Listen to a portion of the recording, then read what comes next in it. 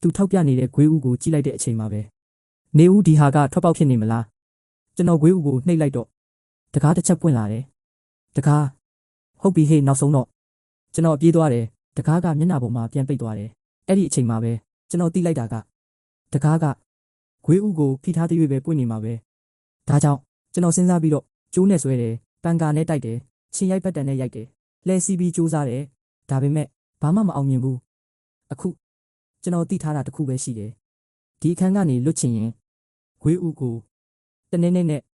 ဖိထားနိုင်ရမယ်ဟုတ်ပြီဒီတစ်ခါတော့ရပြီထင်တယ်ကျွန်တော်အိုးအကြီးကြီးကို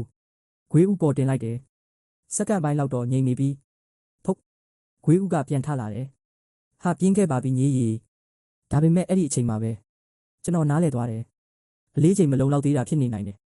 ဒါကြောင့်အိုးကိုပိုလေးအောင်လုပ်ဖို့စဉ်းစားတယ်ပထမဆုံးရေရှိနိုင်တဲ့ဂွေးဦးကိုဖိတယ်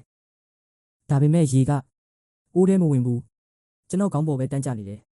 လှုပ်ချလိုက်ပြန်ပြီးညီရီတကယ်စိတ်ပြက်စရာပါပဲနောက်တော့ကျွန်တော်ဆူရှီတွေထည့်ဖို့ဆုံးဖြတ်လိုက်တယ်တဖြည်းဖြည်းအိုးကအရန်လေးလာတယ်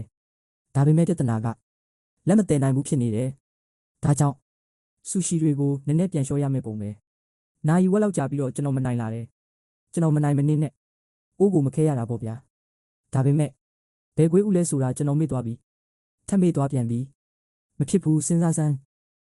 ကွေးဦးတစ်ခုရမ်းနှိပ်လိုက်တော့မဖြူတဲ့ဘဲတပွေထွက်လာပြီးအိုးကိုတိုက်မိသွားတယ်ဟာအိုးကနှစ်ပိုင်းကွဲသွားပြီ